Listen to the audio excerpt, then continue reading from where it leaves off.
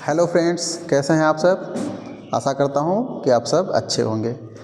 एक बार फिर आप सबका स्वागत है आपके HLV डिजिटल क्लासेस में। और आज हम आपके लिए लेकर आए हैं एक बहुत ही इम्पॉर्टेंट कुछ क्वेश्चंस जो आपके बोर्ड पेपर में देखने को मिल सकते हैं। ये आपके सवाल पूरे सिलेबस से होने वाले हैं, तो इसलिए वीडियो को ध्यान से देखना। आइए शुरू करते हैं। आपका पहला सवाल है,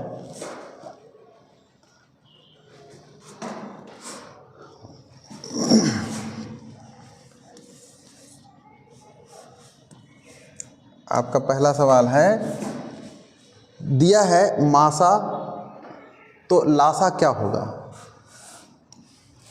देखिए, ये जो सवाल होने वाले हैं ये पूरे सिलेबस से हैं। एक बार पूरी किताब आपकी रिवाइज़ करानी है, रिवाइज़ हो जाएगी इन सवालों से, तो इसको बिल्कुल ध्यान से देखना, समझना।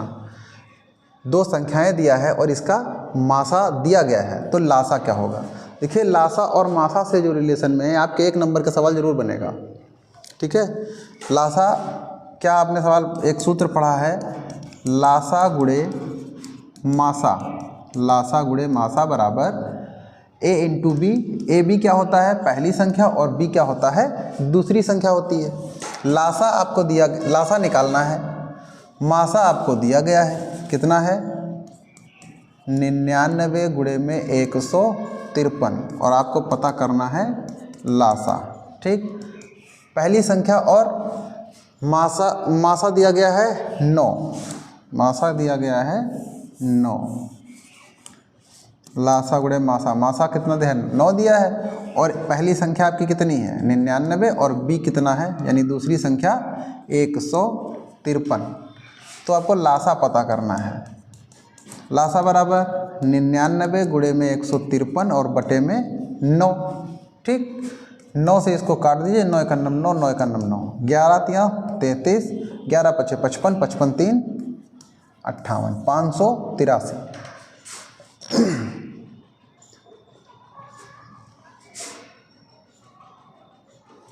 ओ 11 33, 33 का 3 हासिल कितना, अभी एक यहाँ पर रह गया था। 11 5 55, 55 3 58 का 8 हासिल कितना आया 5, 11 कम 11, 11 5 16, 16 83। आपका ऑप्शन नंबर डी सही हो जाएगा। ठीक है, अगला आपका सवाल जो दिया गया है वो कौन सा है। द्विघात समीकरण एक है 3x² प्लस 5x बराबर 0। इसके मूल कैसे होंगे, मूल कैसे होंगे, ये बात हम लोग को कैसे पता चलती है। जब आपको द्विघात समीकरण दिया होता है तो इसमें आपको x² का जो गुणांक होता है उसको आप क्या कहते हो, a कहते हो। a बराबर 3 दिया गया है। b किसको कहते हैं, जो x का गुणांक होता है, माने 5 दिया है। और c क्या होता है, अचर पद। उसके मूलों की प्रकृति जानने के लिए आप लोग को एक सूत्र बताया गया है, b² - 4ac। इसको क्या कहते हैं, d, विविक्त कर।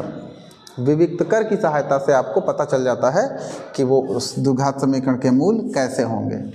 तो d बराबर आप निकालिए, b का वैल्यू कितना है 5 है, 5 का स्क्वायर माइनस 4 गुणे a का वैल्यू है 3 इंटू सी का वैल्यू है 3।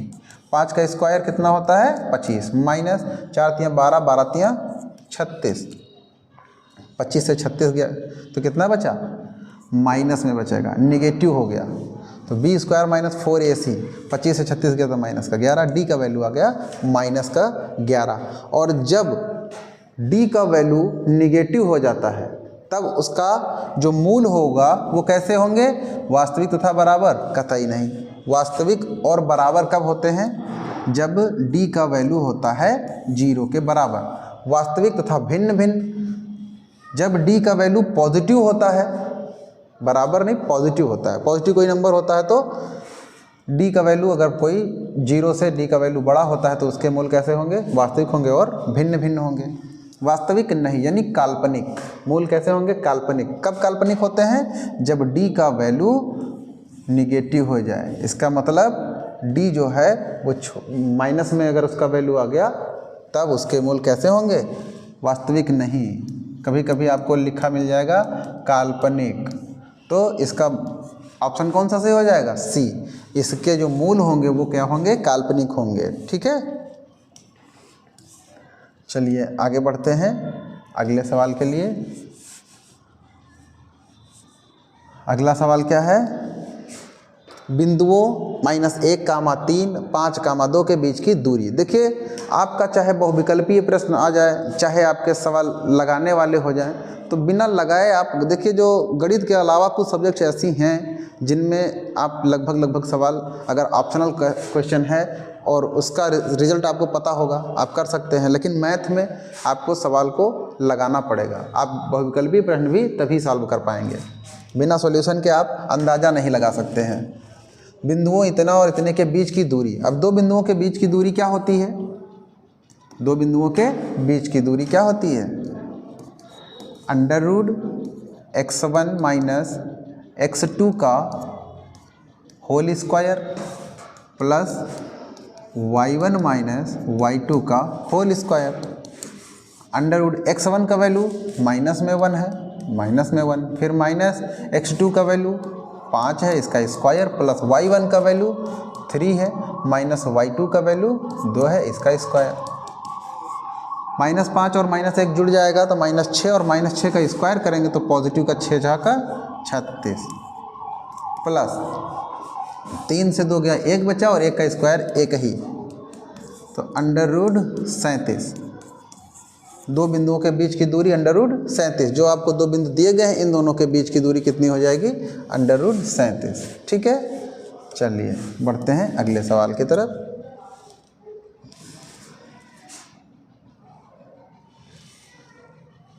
अगला सवाल क्या है, त्रिभुज ABC में AB बराबर है 5 सेंटीमीटर, BC है 5√3 सेंटीमीटर और AC है 10 सेंटीमीटर, तो कोण B कैसा होगा? कोण B कैसा होगा? एक त्रिभुज है आपके पास ABC, ठीक, AB का वैल्यू कितना दिया गया है? अब इस तरह का जब सवाल रहेगा तो आप इसमें पाइथागोरस को अप्लाई करेंगे। पाइथागोरस प्रमेय तो सब लोग जान रहे होंगे, पाइथागोरस प्रमेय अप्लाई करिए, देखिए क्या होता है। AB बराबर 5, तो AB का स्क्वायर करा लेते हैं, तो कितना हो जाएगा? 25। BC है तो BC का स्क्वायर करा देते हैं, 5√3 का स्क्वायर, तो कितना हो जाएगा? 5 × 25 और 3 √3 का स्क्वायर 3, तो 25 × 75। और AC का वैल्यू कितना है? 10, इसका स्क्वायर कराएंगे तो 10×100। AC का वैल्यू, AC स्क्वायर का वैल्यू 100 और BC स्क्वायर का वैल्यू 75 और AB स्क्वायर का वैल्यू 25। ऑप्शनल सवाल है, आप ऐसे कर सकते हैं, ठीक है, आपको केवल रिजल्ट जानना है। तो यहाँ पर आप देख रहे होंगे 25 और 75, इसको ऐड करेंगे तो कितना हो जाएगा? 100। और इधर दूसरी तरफ हमको दिख रहा है तीसरी वैल्यू जो है इसकी वो 100 है। तो दो भुजाओं के वर्गों का योग किसी एक भुजा के वर्ग के बराबर रहता है, तो वो त्रिभुज कैसा होता है? समकोण त्रिभुज होता है, क्योंकि पाइथागोरस तभी काम करती है।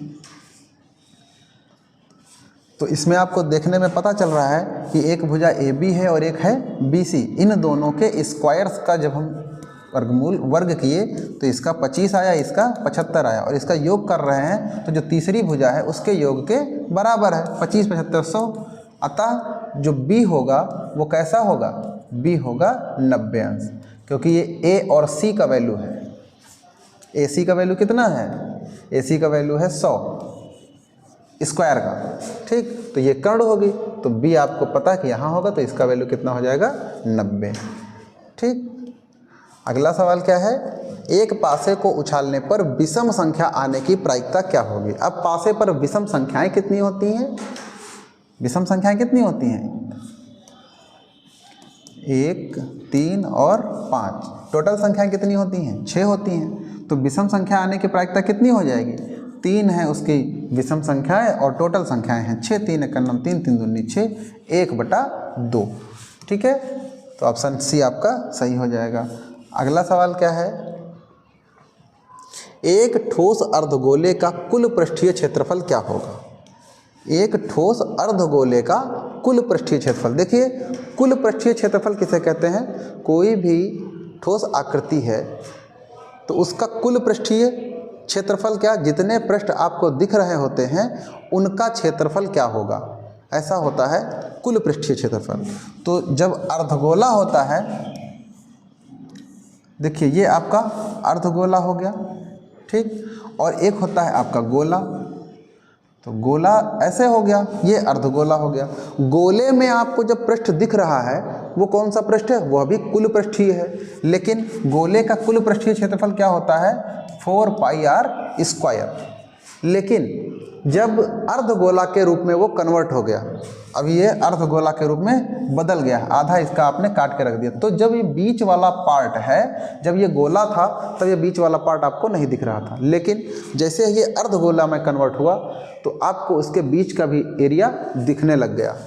तो वो एरिया आपको कैसे दिखता है, फ्लैट, ऐसे वृत्ताकार, ठीक। तो गोले का जो पृष्ठीय क्षेत्रफल होता है वो 4π होता है, तो जो अर्धगोला होता है इसका पृष्ठीय क्षेत्रफल कितना हो जाएगा 2πr²। कौन सा पृष्ठ का, ये केवल कर्व वाला, वक्र वाला भाग जो है वो 2πr², क्योंकि वो भाई फुल था तो 4π था, अब हाफ हो गया तो 2π हो गया। लेकिन ये वाला जो पृष्ठ आपको दिखने लग गया है इसका भी तो कुछ क्षेत्रफल होगा, इसका क्षेत्रफल क्या होगा, वो किस आकार का दिख रहा है, वो आपको वृत्त के जैसा दिख रहा है। और वृत्त का क्षेत्रफल क्या होता है, वृत्त का क्षेत्रफल क्या होता है πr²।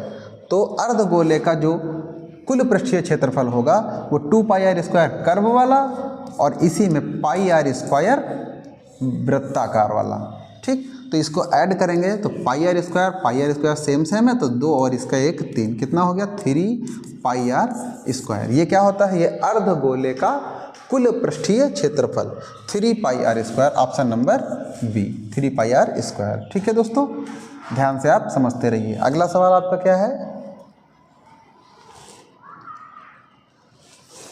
द्विघात समीकरण x² + 2x + 3/2 = 0 का विविक्त कर क्या होगा। विविक्त कर निकालना दोस्तों बहुत ही आसान होता है। इसमें आपको क्या है, चुनना है a बराबर कितना होता है, a का वैल्यू क्या होता है, a वो होता है जो x² का गुणांक होता है। x² का गुणांक यहाँ कितना है 1 है, b कितना है जो x का गुणांक है 2 है, और अचर पद c कितना है 3/2 है।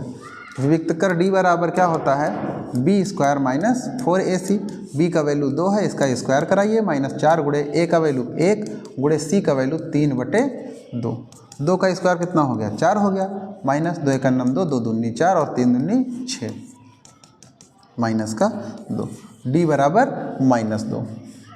विविक्त कर कुछ गलत हुआ कैलकुलेशन में, b² b का वैल्यू है 2 और 2 का स्क्वायर हो गया 4, b² - 4 तो 4 का 4, a का वैल्यू है 1 और c का वैल्यू है 3/2, 2 × 2 2 दूनी 4 और 3 दूनी 6, तो -6, तो माइनस का आ गया आपके पास में। यहाँ पर कुछ निशान का लोचा है, 6 4 10, ऐसा भी नहीं होना है, जोड़ना भी नहीं है। चलिए b² - 4ac यानी कि 2 का स्क्वायर 4 गुणे a इंटू में c, 2 दूनी 4 3 दूनी 6, बचेगा -2 ही, और ऑप्शन में आपके पास ऐसा कुछ है नहीं।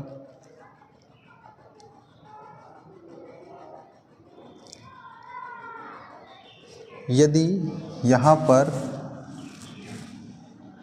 2 की जगह पे 4 लिखा होता तो कितना होता, b² यानी 4 चौको 16 हो गया होता, -4 गुणे 1 गुणे 3/2, 2 × 2 2 दूना 4 3 दूनी 6, और 16 से 6 जाता तो बचता आपके पास में 10, ऐसा भी नहीं है।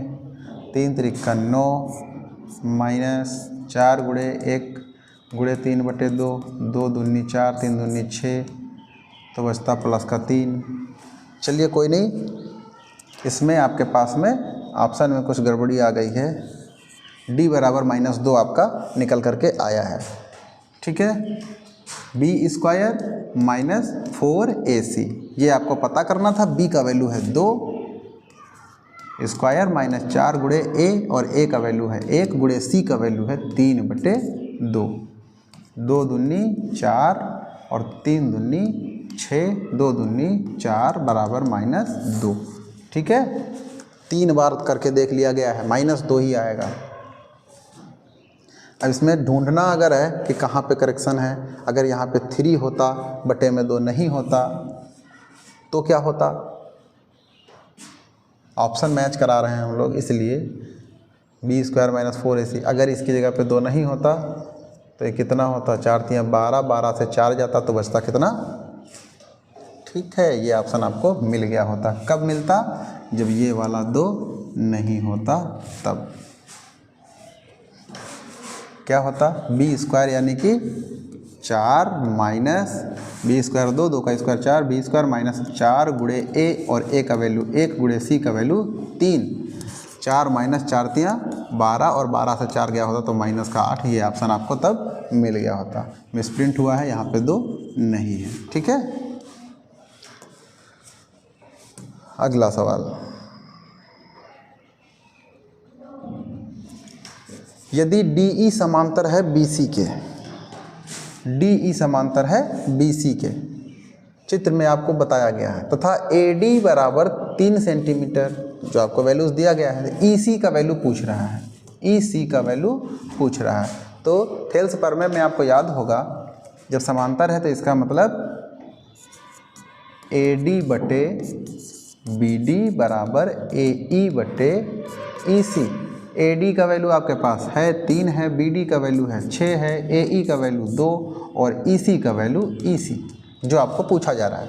3 × 1 = 3, 3 दूनी 6, क्रॉस मल्टीप्लाई, तो EC बराबर 4, EC बराबर 4 सेंटीमीटर, ऑप्शन नंबर ए। ठीक है दोस्तों, थेल्स प्रमेय पर भी सवाल पूछा जा सकता है, आप पढ़ के जाइए अच्छे से। एक तो आप प्रमेय अगर तैयार है तो बाकी सवाल आप आराम से कर जाएंगे।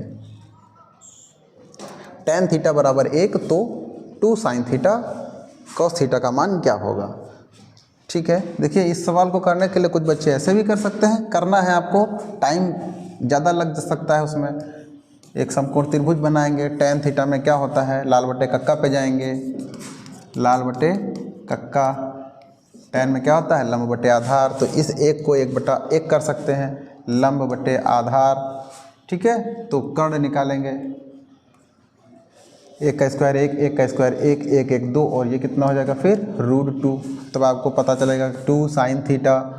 अब साइन में लंब बटे कर्ण, ऐसे 1/√2 ऐसे करके कर लेंगे। लेकिन आप यहाँ यह भी कर सकते हैं, आपको सवाल लगाना नहीं है, आपको केवल इसका आंसर देना है, ऑप्शनल के रूप में है। ऑप्शनल के रूप में है तो आप डेकोरेशन जरूरी नहीं है, आप रफ कार्य करेंगे, उसके बाद केवल आंसर में आपको फिल करना है, तो आप जल्दी करने का प्रयास करेंगे। ठीक है, tan थीटा में आप यहाँ दिमाग लगाइए, tan थीटा बराबर 1 दिया है, और आपको पता है tan में किसी भी मान का वैल्यू 1 होता है क्या, tan 45 का। ठीक है, tan थीटा बराबर 1 लिखा है तो इसको लिख सकते हैं tan 45, और tan से tan खत्म हो जाएगा, आपका थीटा कितना मिल जाएगा, 45 अंश। ठीक, अब आपको वैल्यू किसका देना है, 2 साइन, और थीटा का वैल्यू यहाँ थीटा पे पुट कर देंगे, 45 और cos 45, 2 गुणे में साइन 45 का वैल्यू कितना होता है, 1/√2 इंटू cos 45 का वैल्यू कितना होता है, 1/√2, 2 गुणे 1/2, और 2 से 2 कैंसिल, बराबर में 1। ठीक, कौन सा ऑप्शन, ऑप्शन नंबर डी आपका सही हो जाएगा।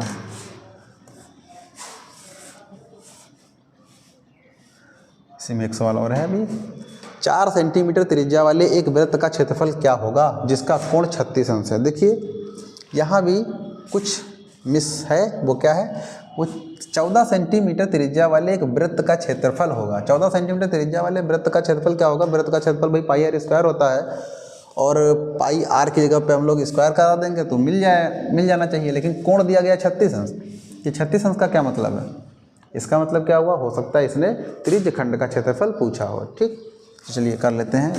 14 सेंटीमीटर त्रिज्या वाले एक वृत्त का क्षेत्रफल क्या होगा, भाई वृत्त का क्षेत्रफल होता है πr², पाई का वैल्यू 22/7 गुणे आर की वैल्यू कितना बोला इसने, 14, 14 गुणे 14, 7 दूनी 14, और 22, इसका आप गुणा करा लीजिए, 14 दूना 28, 22 गुणे 28, तो 28 और गुणे में इसके 22। ठीक, 2 8 16, 16 के 6, 2 8 16, 16 के 6 हासिल कितना 1, 2 दूना 4, 8 दूनी 16, 16 4 20 और 1 21 का 1 हासिल कितना 2, 2 दूना 4, 2 6, 616। अभी 616 आपको यहाँ पे मिल रहा है। ठीक, कोण दे के रखा है जिसका कोण 36 अंश है। अच्छा, तो त्रिज्यखंड का हम लोग कर सकते हैं थीटा बटे 360 गुणे पाई आर स्क्वायर। थीटा का वैल्यू कितना दे रखा है 36 बटे 360 और गुणे पाई आर स्क्वायर हम लोग निकाले हैं, कितना आया 616। ठीक, 36 से कम 36, 36 दहमा 360, 10 है। तो देखिए 10 है, दशमलव यहाँ लग जाएगा 61.6। अब देखिए, अब ऑप्शन आपको यह भी मिल रहा है, यह भी मिल रहा है, आप कौन सा सही कर देंगे? यहाँ पर 14 सेंटीमीटर त्रिज्या वाले एक वृत्त का क्षेत्रफल होगा जिसका कोण 36 अंश है। तो ऐसा नहीं है, इसमें आपको पूछा गया होगा 14 सेंटीमीटर वाले त्रिज्या वाले एक वृत्त का त्रिज्यखंड का क्षेत्रफल क्या होगा। त्रिज्यखंड के क्षेत्रफल पूछा गया होगा 61.6 सेंटीमीटर स्क्वायर। आपको ऑप्शन, हालांकि आपको यहाँ पर मिसप्रिंट जरूर है, पेपर में मिसप्रिंट आपको नहीं मिलेगा, बिल्कुल एकदम सही सही साफ साफ देखने को मिलेगा, उसमें साफ साफ ही लिखा रहेगा, गलत नहीं होगा उसमें। ठीक है, लगातार 2 अभाज्य संख्याओं का मासा क्या होगा। लगातार 2 अभाज्य संख्याओं का मासा क्या होगा। तो जब देखिए ये वाला क्वेश्चन जो है 2, -1, 1 और 0, मासा क्या होता है। लगातार जब 2 अभाज्य संख्याएं होंगी तो मासा क्या होगा। मासा उसका 0 होगा, 2 होगा, -1 होगा, पॉजिटिव का 1 होगा। क्या होना चाहिए। मासा किसको कहते हैं, वह बड़ी से बड़ी संख्या, महत्तम समापवर्तक, वह बड़ी से बड़ी संख्या जो 2 दी गई संख्याओं को पूरी तरह से विभाजित कर दें, वह बड़ी से बड़ी संख्या। अब लगातार 2 अभाज्य संख्याएं, जैसे 2 है और 3 है, 2 है और 3 है, तो ये लगातार 2 अभाज्य संख्याएं हैं।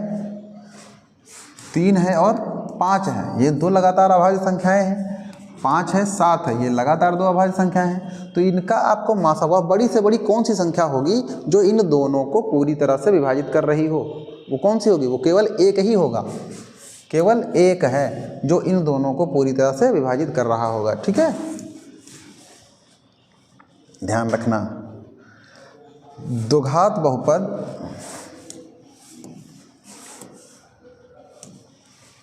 ax² + bx + c में मूलों के गुणनफल का मान क्या होता है। मूलों का गुणनफल क्या होता है, मूलों का योगफल और मूलों का गुणनफल। मूलों का योगफल क्या होता है, -b/a, और मूलों का गुणनफल, ये सूत्र पूछ रहा है, सूत्र ही है।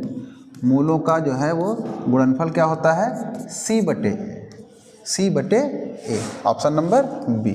ठीक है, ये सूत्र आपको याद होने चाहिए। कई सवाल आपको मिल सकते हैं जिनमें आपको केवल सूत्र ही पूछ लिया जाता है। रैखिक युग्म के समीकरण 2 दिए गए हैं, इनका हल क्या होगा। इस तरह का सवाल रहेगा तो आपको सॉल्व करना रहेगा। आपको 2 समीकरण दिया है, 2x + 3y = 4 और -2x + का y = 8। देखिए अब प्लस माइनस में ये कैंसिल हो गया, 3 और 1 4y हो गया, 8 4 12 हो गया। y = 12/4, 4 3 12, y = 3, y = 3 है। अब देखिए किस में है, जिसमें y का वैल्यू 3 दिया हो। पहली बात, क्वेश्चन पूरा नहीं सॉल्व कर रहे हो आप।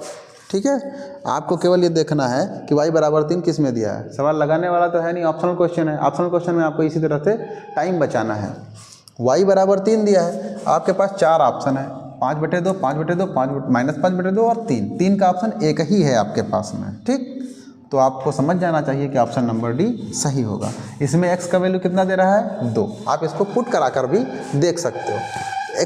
x का वैल्यू कितना दे रहा है, 2 दे रहा है, तो 2 दूनी 4 और y का वैल्यू 3, 3 त्रिक 9, 2 दूनी 4। देखिए यहाँ पर आप x का वैल्यू डाल रहे हैं तो 2 दूना 4 हो रहा है और प्लस 3 त्रिक 9 हो रहा है, 9 4 13 हो रहा है, जबकि बराबर इसके 4 में नहीं है। अच्छा, इसमें भी रख कर देख सकते हैं आप। 2 का वैल्यू कितना दे रहा है, x का वैल्यू दे रहा है 2, तो 2 दूनी 4 -4 और प्लस का 3, तो बराबर में यहाँ 8 भी नहीं आ रहा है। 2x + 3y = 4 और -2x + y = 8, 2x कैंसिल हो गया, 3 और 1 4y बराबर में 8 4 12, 4y और y बराबर 4 3 12 3, तो y बराबर 3 आ गया। तो x बराबर कितना होगा, चलिए निकाल लेते हैं, अभी यहाँ नहीं हो पा रहा है। 2x प्लस में 3y बराबर में 4 और y का वैल्यू आप निकाल के लाए हैं 3। 2x प्लस 3 गुणे y का वैल्यू कितना है 3 बराबर में 4, 3 3 का 9, y का वैल्यू 3 है, 3 3 का 9, तो 2x बराबर 4 और माइनस में 9 कितना हो गया माइनस का 5, तो x बराबर -5/2, x बराबर -5/2। अब देखिए इस तरह का ऑप्शन आपके पास में एक भी ऑप्शन नहीं दिया गया, यहाँ भी मिसप्रिंट है। x का वैल्यू -5/2 और y का वैल्यू 3, ऐसा कोई भी ऑप्शन आपके पास में नहीं दे रखा है। तो यहाँ पर थोड़ा आगे पीछे हो गया, ये ऑप्शन आपको सही मिल रहा है। ये y और ये x उल्टा लिख दिया है यहाँ पे, x का वैल्यू -5/2 है और y का वैल्यू 3 है, ऑप्शन नंबर ए में। ठीक है, ये गलतियाँ यहीं हो रही हैं केवल। द्विघात समीकरण के मूलों की प्रकृति क्या होगी, मूलों की प्रकृति क्या होगी, x² - 4x + 1, तो इसके मूलों की प्रकृति कैसी होगी, वास्तविक और असमान, वास्तविक और समान, काल्पनिक, इनमें से कोई नहीं। अभी अभी जस्ट इससे एक सवाल हुआ है, आपको क्या निकालना है, b² - 4ac, d बराबर b² यानी -4 का स्क्वायर -4 गुणे a का वैल्यू 1 गुणे c का वैल्यू 1, 4 चौको 16 -4 एकम 4 बचा कितना 12, d का वैल्यू आ गया आपके पास में पॉजिटिव, और जब पॉजिटिव वैल्यू आता है तब वास्तविक होंगे और असमान होंगे। वास्तविक होंगे और समान कब होंगे, जब 0 हो गया होता तो वास्तविक और समान हो गए होते, काल्पनिक कब नेगेटिव हो गया होता, वास्तविक और असमान होंगे। ठीक है, डी पॉजिटिव है, ये आपका ऑप्शन सही हो जाएगा। चलिए अगला सवाल, समांतर श्रेणी का 20वां पद क्या होगा, 20वां पद a20, यहाँ पर a कितना है 3 है और d कितना है a2 - a1, a2 का वैल्यू है 5 और a1 का वैल्यू है 3, तो कितना हुआ 5 से 3 गया तो 2 बचा। देखिए 3 में 2 जोड़े 5 2 7, ठीक, a और d हो गया। आपको पता करना 20वां पद a20 बराबर a + n - 1 into D. a का वैल्यू कितना है 3 है, प्लस n का वैल्यू है 20, 20 से गया तो 19 और गुणे में d का वैल्यू है 2, 3 + 19 दूना 38, 38 में 3 41, a20 बराबर 41। ठीक, ऑप्शन नंबर सी आपका सही हो जाता है। बिंदुओं के बीच की दूरी, इन दोनों बिंदुओं के बीच की दूरी क्या होगी, ये आप सवाल को सॉल्व करके कमेंट सेक्शन में बताएंगे। ठीक है, अगला सवाल, sin 60 का वैल्यू क्या होता है, ये आपको याद होना चाहिए। sin 60 का मान क्या होता है √3/2, ऐसे।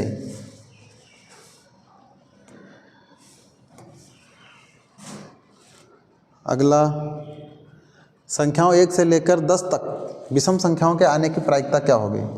अच्छा, विषम संख्याएं, सम और विषम, आप जानते हैं संख्याएं जो 1 से 10 हैं उनकी विषम संख्या आने की प्रायिकता क्या होगी। विषम संख्याएं 1 से 10 तक के बीच में विषम संख्याएं कितनी हैं 1 3 5 7 9, ये विषम संख्याएं कितनी हैं 1 2 3 4 5, और टोटल संख्याएं कितनी होती हैं 10। तो विषम संख्या आने की प्रायिकता निकालेंगे तो कैसे हो जाएगा 5/10 माने 1/2, 1/2। अगला सवाल, दिए गए वृत्त के छायांकित खंड का क्षेत्रफल क्या होगा। देखिए अभी सवाल आपसे नहीं पूछ रहा है, आपसे केवल सूत्र पूछ रहा है, तो आपको पता होना चाहिए ये क्या है। ये क्या होता है, जब एक वृत्त 2 त्रिज्याओं से घिरा हुआ जो क्षेत्र होता है उसको हम लोग बोलते हैं त्रिज्यखंड। ठीक, और जीवा के द्वारा जब वृत्त को 2 भागों में बांट दिया जाए तो उस हिस्से को हम लोग बोलते हैं वृत्तखंड। ये छोटा वाला लघु वृत्तखंड और इसके ऊपर ये इतना सा ये सब दीर्घ वृत्तखंड होता है। तो आपसे पूछा जा रहा है केवल छायांकित भाग का क्षेत्रफल माने वृत्तखंड का क्षेत्रफल, और वृत्तखंड का क्षेत्रफल क्या होता है त्रिज्यखंड का क्षेत्रफल, इसको कैसे निकालते हैं, त्रिज्यखंड का क्षेत्रफल माइनस, देखिए अगर इस त्रिज्यखंड के क्षेत्रफल से इस त्रिभुज का क्षेत्रफल माइनस कर दिया जाए, त्रिज्यखंड, भाई इसको त्रिज्यखंड बोलते हैं, और त्रिज्यखंड के क्षेत्रफल से अगर इस त्रिभुज को माइनस कर दिया जाए तो आपके पास जो बचता है उसको बोलेंगे वृत्तखंड का क्षेत्रफल। तो त्रिज्यखंड के क्षेत्रफल और माइनस त्रिभुज का क्षेत्रफल, माइनस त्रिभुज का क्षेत्रफल। त्रिज्यखंड का क्षेत्रफल क्या होता है, θ/360 गुणे में इसके पाई आर स्क्वायर, माइनस त्रिभुज का क्षेत्रफल क्या होता है 1/2 साइन थीटा आर स्क्वायर। अब देखिए इस तरह का ऑप्शन आपके पास में है या नहीं है, θ/360 pi r square, θ/360 pi r square minus 1/2 r square sine theta, option number A. ठीक, बी ऑप्शन क्या है, θ/360 पाई आर स्क्वायर प्लस का 1/2 साइन थीटा, नहीं, गलत बात, यह भी गलत है, यह भी गलत है, ऑप्शन नंबर ए आपका सही है। लंबवृत्तीय बेलन का आयतन क्या होता है, अभी लंबवृत्तीय बेलन का आयतन पूछ रहा है, यानी सूत्र फिर से पूछ रहा है।